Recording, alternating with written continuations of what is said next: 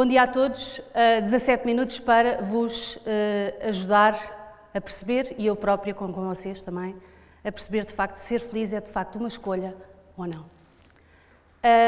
São 17 minutos para focar naquilo que é essencial, são 17 minutos que vão ajudar a perceber os meus 40 anos, eu não escondo a idade, tenho 40 anos, espero fazer muitos mais, e são 3 datas as que me marcam estes 40 anos, e vamos avançar para a primeira. 91. Eu em 91 tinha 15 anos, estava no 10º ano, estava a preparar-me para mais um dia de escola, normal. Estava sozinha em casa, naquele dia a empregada tinha faltado, ela esteve lá durante muitos anos, mas naquele dia ela faltou, foi o único dia durante muitos anos em que ela trabalhou lá em casa que faltou, mas de facto eu naquele dia estava sozinha em casa, não era suposto, mas estava. Preparava-me para mais um dia normal, como vos disse, fui tomar banho, entrei na casa de banho, fechei a porta, fechei a janela, liguei um aquecedor de mãos permanente e fui tomar banho. Um banho calmo, sem pressas, não tinha pressa, tinha só aulas da parte da tarde.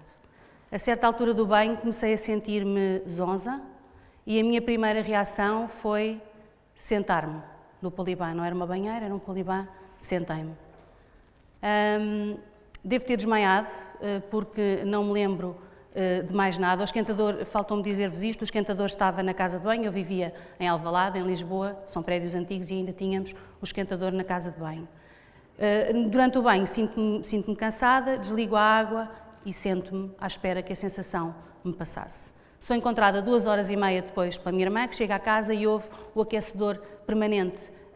Houve o som, era suposto a casa estar vazia, dirige-se à casa de banho e encontra-me já desmaiada. Chama-me o INEM e eu vou para o Hospital de Santa Maria. 5 horas depois acordo de coma e acordei muito mal disposta, acordei com muitas dores de cabeça e a primeira coisa que eu digo aos médicos é: eu não sinto as pernas.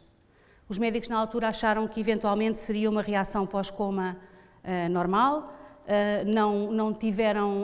Não se preocuparam muito, deixaram o tempo avançar, mas com o tempo veio a confirmação, de facto eu não sentia as pernas, fizemos exames e o diagnóstico foi lesão medular devido a uma intoxicação por monóxido de carbono, o gás que entretanto se tinha formado na casa de banho.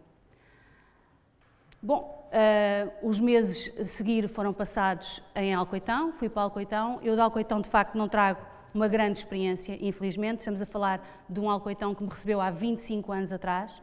E há 25 anos atrás, Alcoitão, na minha opinião, estava preparado para receber pessoas que não tinham esperança. E eu tinha 15 anos, caramba. A última coisa que me poderiam tirar na altura era a esperança. Até porque não havia, segundo os médicos na altura, nenhuma pessoa no mundo que tivesse ficado paraplégica por causa de uma intoxicação por monóxido de carbono. Portanto, era muito difícil conseguir convencer a Marta e a família da Marta de que eu não voltaria a andar. Portanto, o meu objetivo em Alcoitão era recuperar a mobilidade e voltar à minha vida normal. De facto, isso não aconteceu. A certa altura, eu estou 4 meses em Alcoitão, quando saio vou a Londres com o meu pai e vou ser consultada por 2 neurologistas conceituados e especialistas nesta área.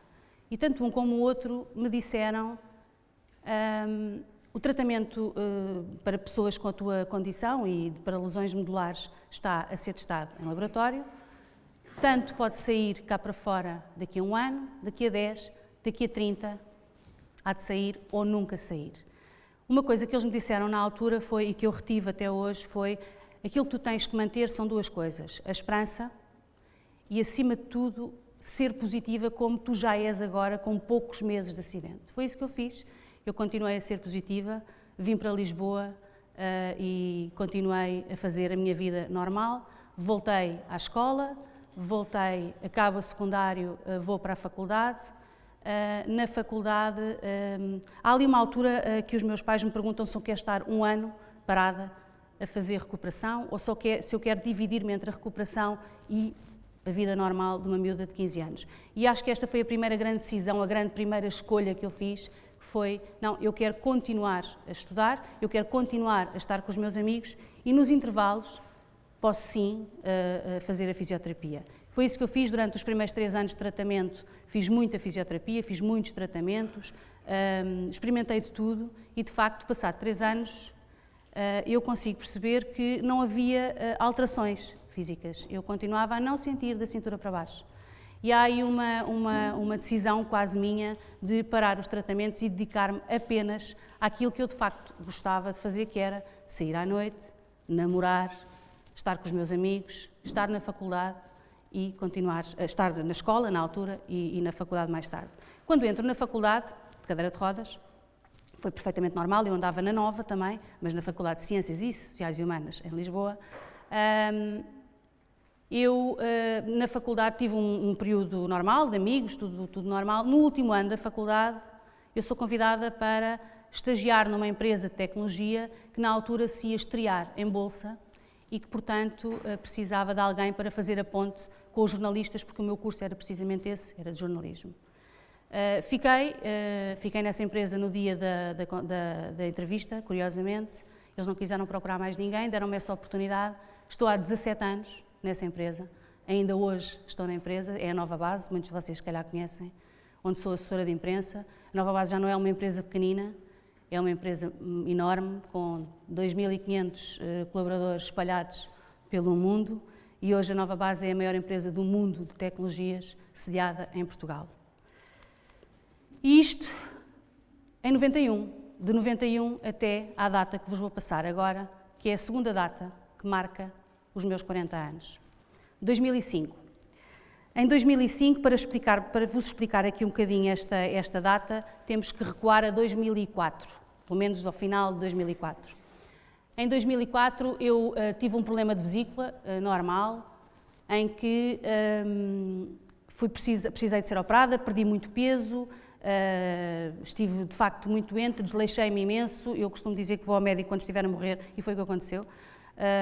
Eu não continuei durante muito tempo a esperar que aquela sensação me passasse, até que fui operada à vesícula. Mas quando fui operada à vesícula, que foi a solução, eu já estava muito magrinha, já tinha perdido muito peso e já tinha feito uma escara na bochecha do rabo por estar muito tempo sentada. As escaras, para quem não sabe, são feridas muito profundas, são feridas que as pessoas de cadeira de rodas ou acamadas ou com mobilidade mais reduzida fazem com alguma frequência. Eu própria me habituei a ter escaras durante toda a minha paraplegia, só que esta descontrolou-se. Esta escara infectou.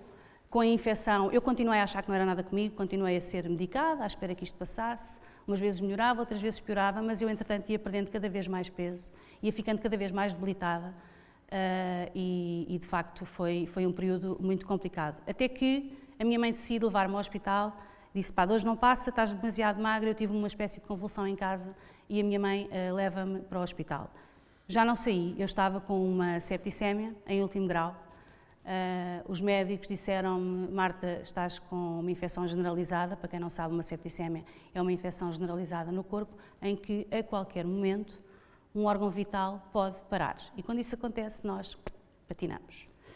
Portanto, fiquei. O primeiro internamento, vocês estão todos com um ar muito sério, mas isto não acaba mal. Eu estou aqui, e com saúde. Portanto, estejam à vontade. O primeiro internamento é de 2 meses. Parou tudo na minha vida, parou tudo. Eu nunca tinha entrado num hospital, nunca tinha tido uma doença. E naquela altura, quando entrei e fiquei 2 meses. Durante esses 2 meses, os médicos o que basicamente fizeram foi tentar, de alguma forma, controlar a infecção que era causada por uma bactéria, que eles já tinham identificado, e que estavam a tentar controlar a infecção. De facto, passado 2 meses, conseguiram. Eu passei a fazer cada vez menos febre e consigo convencê-los, eu normalmente consigo convencer as pessoas a fazerem aquilo que eu quero, consegui convencê-los a deixarem-me ir para casa, porque aquilo era tudo menos o meu ambiente. Deixam-me ir para casa com uma condição.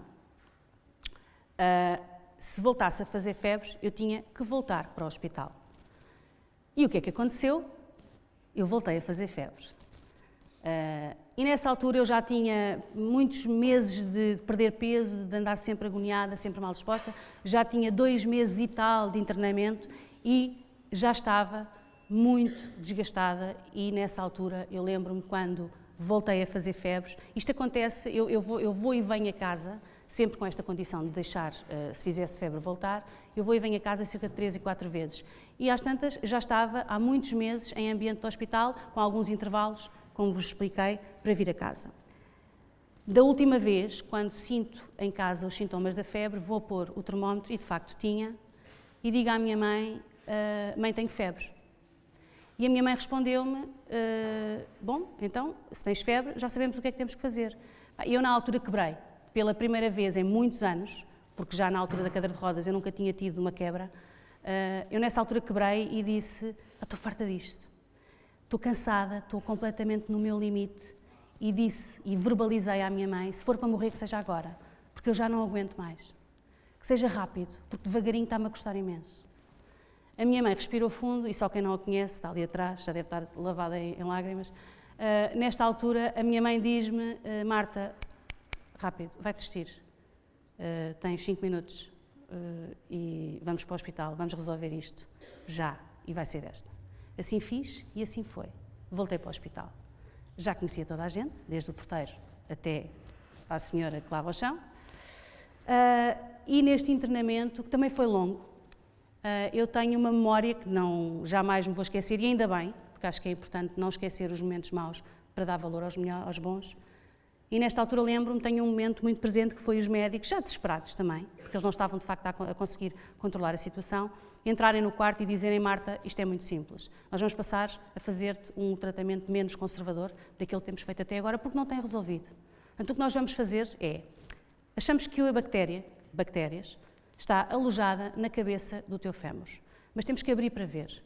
Se estiver na cabeça do teu fémur, vamos limpar-te a cabeça do fémur. Há muita gente que não tem cabeça do fémur e posteriormente coloca uma prótese. Vamos limpar a cabeça do fémur. Se estiver no fémur, vamos ter que tirar a perna. Se tiver passado para o lado direito, para o lado esquerdo, porque isto era no lado direito, relembro que era na bochecha do rabo, vamos ter que continuar a dar-te antibióticos e esperar que tu reajas. Coisa que nós sabemos, já vos expliquei, que não tinha acontecido até agora, porque de facto eu voltava sempre a fazer febres. Bom, eu tinha 29 anos. Nessa altura eu olhei para os médicos e disse, oi, calma, vamos manter a calma, vamos para o bloco e vamos ver o que é que acontece. Isto vai-se resolver. Mais uma vez a Marta a dizer, calma, isto vai-se resolver. E fui. Lembro-me de o caminho que eu fiz para o bloco, nós fazemos nas camas, não é? Nos hospitais andamos nas camas, não andamos de maca. E quando passo pelo corredor vejo as minhas enfermeiras e a malta que me tratava desde janeiro, desde que eu tinha entrado no primeiro internamento, a dizerem-me, calma Marta, vai correr tudo bem, tem calma, vais chegar aqui e vais estar safa.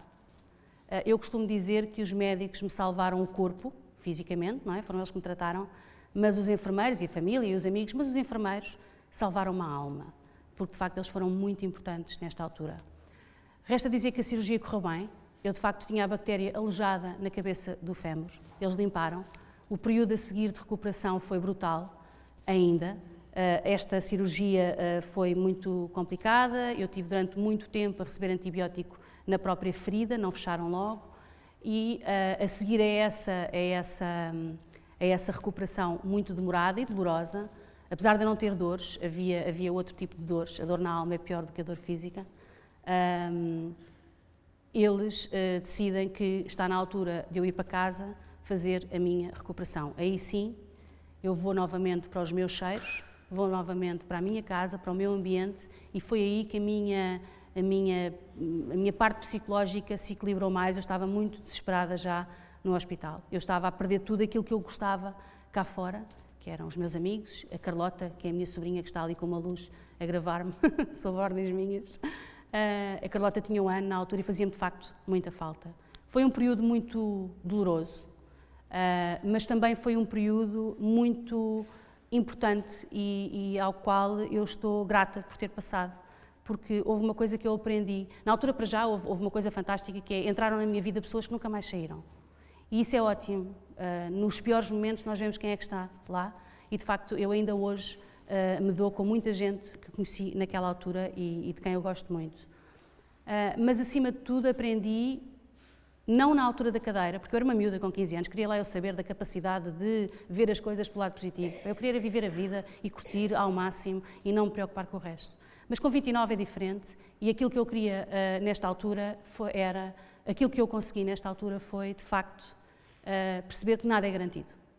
Nada é garantido. Nós às vezes não damos valor às pequeninas coisas. Isto é um bocado clichê, mas às vezes nós precisamos que alguém nos lembre destes pequenos clichês da vida. Nada é garantido. E isso foi uma lição que eu aprendi para a vida.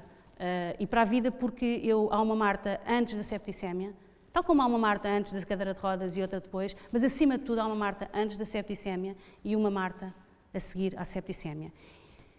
E quando eu achava, vamos para a terceira data e última, que as coisas estavam mais ou menos equilibradas e calmas na minha vida, eis que surge a terceira data mais importante até aos 40, porque eu estou a pensar em ficar cá pelo menos até aos 90, mas pelo menos até aos 40, a terceira data que marca a minha existência. E estamos em 2015, ano passado. Eu uns meses antes, mas atenção que agora não há doenças, está bem? Esta é uma data positiva. Vamos fechar isto em grande. A certa altura desta data, eu tinha um blog onde contava as minhas histórias, um bocadinho as minhas experiências, e percebia que elas tinham de facto muito impacto, tenho que acelerar, tinham de facto muito impacto nas pessoas à minha volta e inspiravam de alguma maneira e ajudavam as pessoas, eu tinha imensos feedbacks nesse sentido. Daí até uma colega de faculdade me ter convidado a escrever um livro sobre a minha história, foi um passo muito curtinho e de repente em 2016, em março de 2016, aparece na minha vida um livro que eu trago aqui como uma data que me marca por dois motivos também. Em primeiro lugar, como boa virginiana que sou uma rapariga muito organizada, muito metódica e odeio desarrumação. Portanto, ter tido a oportunidade de estruturar a minha vida, os meus 40 anos, em histórias muito específicas, saber que elas ajudavam as outras pessoas foi fantástico. Mas, acima de tudo, ajudou-me a perceber que estas coisas só se conseguem de facto à distância, mas aconteceu-me que eu consegui perceber que o meu corpo, em situações limite, tem um padrão, segue um padrão. E o padrão é um bocadinho como os smartphones. Os smartphones, quando ficam com pouca bateria, o que é que acontece? Basicamente, eles começam a deixar de fazer algumas tarefas e algumas funcionalidades ficam para trás. É o que acontece com o meu corpo. Eu, na altura, tive que me focar, esquecer um bocado a emoção, esquecer um bocado o word da vida, como eu costumo dizer, e munir-me, trazer para a minha vida uma ferramenta que eu não costumo usar, vocês sim, que é o Excel.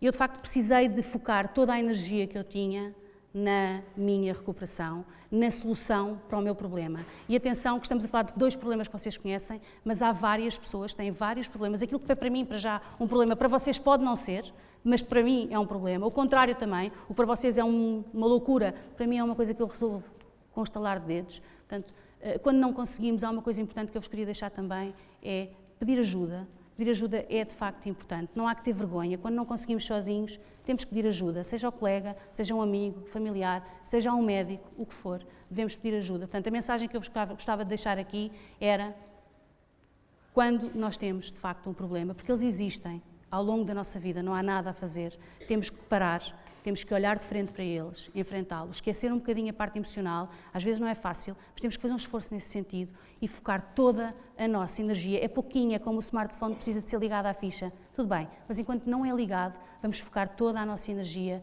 numa solução, definir um plano, uma estratégia e seguir sempre em frente, como um burrinho, tem uma cenoura à frente e não vê mais nada. A cenoura é a solução, é o sair do problema. E esse é o segredo, é focar, focar, focar.